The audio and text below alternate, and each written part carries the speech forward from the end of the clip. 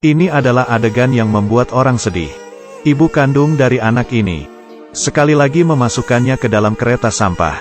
Anak laki-laki itu meneriaki ibunya, tapi ibunya tetap saja meninggalkannya. Kereta sampah pun didorong pergi oleh pria, dan dibawa ke tempat pembuangan sampah. Di malam hari, Mehmet menyadari suara dari dalam kereta sampah, lalu menendangnya jatuh, mengira itu adalah tikus. Anak kecil itu berdiri, berlari ke pojokan. Yang ditemukannya adalah seorang anak kecil. Penuh rasa takut, ia memeluk dirinya. Di saat ingin melapor ke polisi, anak kecil itu berkata, "Jangan melapor polisi." Mehmet melihat anak kecil sangat takut dengan polisi. Kemudian menanyakan nama anak kecil. Dia bernama Ali. Mehmet menyiapkannya beberapa makanan. Kelihatannya, Ali sangat lapar. Keduanya mengobrol sangat banyak. Ali berkata, ibu kandungnya membuangnya ke kereta sampah, dan tiap hari dipukul oleh ayah kandungnya. Mendengar perkataan anak kecil, piringnya terjatuh. Kemudian ia mengambil sepasang sepatu, dan memberikannya ke Ali. Dia sangat ketakutan, membuat Mehmet pun menghentikan langkahnya.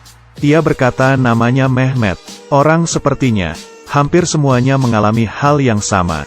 Mehmet menderita penyakit uremia, terkadang bisa sangat sakit. Di saat parah, di toilet, bisa buang air kecil dalam bentuk darah. Hanya bisa mengandalkan obat untuk bertahan. Di malam hari memanggil kakak adik pemulung lainnya.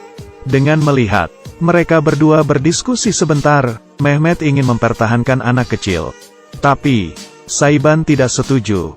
Berkata, keluarganya pasti sangat khawatir. Keduanya beranma. Mehmet berkata, mana ada ibu kandung yang tega untuk membuang anaknya ke kereta sampah. Keesokannya, Mehmet membantu Ali membelikan beberapa baju. Di saat membantunya mandi, ia melihat bekas luka di badan Ali. Dengan jelas, keluarga yang seperti apa bisa melakukan hal ini kepada anaknya. Sungguh menakutkan. Mehmet membantu Ali merapikan rambutnya dan membawanya pergi makan burger. Di malam hari, Mehmet mengumpulkan teman-temannya, dan bersama-sama merayakan ulang tahun Ali. Di bawah cahaya lilin, Mehmet menyuruh semua orang untuk mengucapkan keinginan mereka. Tapi, pemulung anak kecil yang lainnya mengatakan hal yang membuat semua orang terdiam. Pria itu mengucapkan keinginannya di hadapan semua orang, berharap dirinya cepat mati. Pemulung lainnya, semua pun mulai sedih, karena anak laki-laki yang memungut sampah ini dari kecil sudah ditinggalkan ibunya yang meninggal. Dia ingin dengan keadaannya sekarang. Kemudian pergi melihat ibunya. Kalau sudah besar, ibunya tidak akan mengenalinya.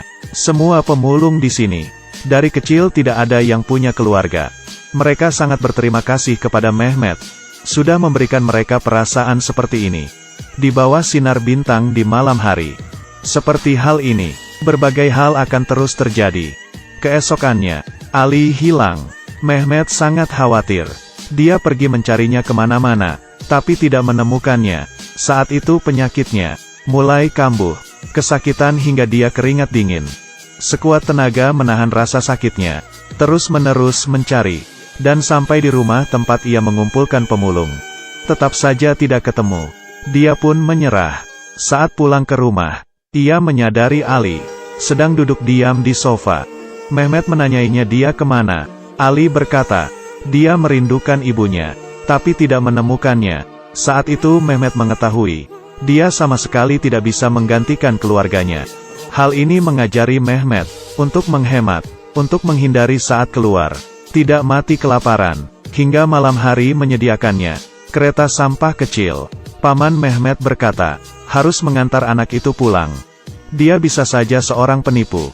Kalaupun bukan, ibunya pasti dari awal sudah mencarinya pulang. Saat itu, dia akan menjadi sangat merepotkan. Tapi, Mehmet sudah menjalin hubungan dengan anak kecil itu, dan tidak mendengar larangan pamannya.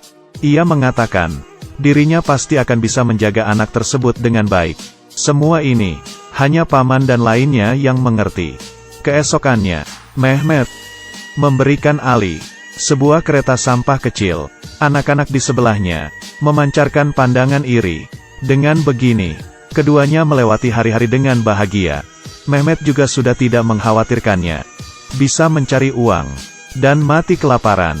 Di suatu malam, di perjalanan pulang, melihat 3 anak kecil sedang menyiksa Ali, Mehmet langsung berlari menghampirinya. Ali sudah pingsan, dan sangat jelas ia keracunan makanan. Ia membawanya pulang ke rumah. Di saat Ali siuman, dia menganggap Mehmet sudah menjadi ayah tirinya. Ia langsung mendorongnya. Mehmet berusaha kuat memeluknya.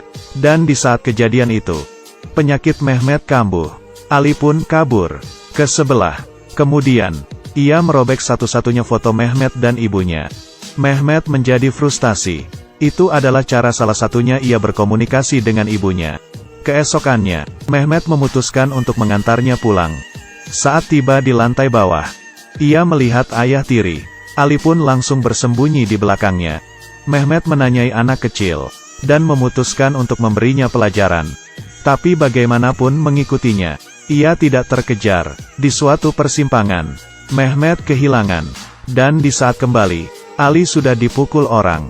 Mehmet mengetahui, itu adalah perlakuan ayah tirinya. Tapi, jelas-jelas dia dari tadi mengikuti ayah tirinya Ali. Dia tidak mungkin ada waktu untuk memukuli Ali. Mehmet menyalahkan hal itu ke pemulung di sekitarnya. Dia pun dipukuli hingga mau mati. Kebetulan polisi lewat. Mereka barulah berhenti dan kabur. Saat berbalik Ali sudah hilang. Mehmet berusaha masuk ke rumah Ali. Dan yang membukakan pintu adalah seorang wanita tua. Dia ingin memberikan uang kepada mereka. Pria tua pun menjatuhkan uang itu ke lantai. Mehmet berusaha untuk membuka pintu dan memasuki rumahnya, mencari Ali di sepenjuru ruangan. Tapi tidak menemukan apa-apa. Ada ruangan yang sangat kecil. Lalu Mehmet membukanya, kemudian langsung berlutut ke lantai. Pandangannya mulai muncul di saat dia kecil. Saat ia dipukul oleh ayahnya, dia sangat ketakutan. Ini adalah bayangan yang tidak akan pernah hilang dari ingatannya. Ali sebenarnya adalah Mehmet. Semua orang di sebelahnya mengetahui hal ini. Hanya dirinya yang tidak tahu. Di saat dibuang ke kereta sampah, itu adalah Mehmet sendiri. Pemulung lainnya juga sudah terbiasa dengan tindakan Ali. Pamannya terus melarang Mehmet. Tapi kenapa dia selalu tidak bisa berjalan keluar dari hal tersebut? Sehingga halusinasi pun muncul di saat ia masih kecil.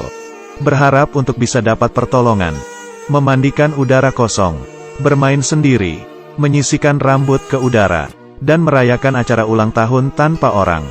Di saat penyakitnya kambuh, ia merobek fotonya sendiri bersama ibunya.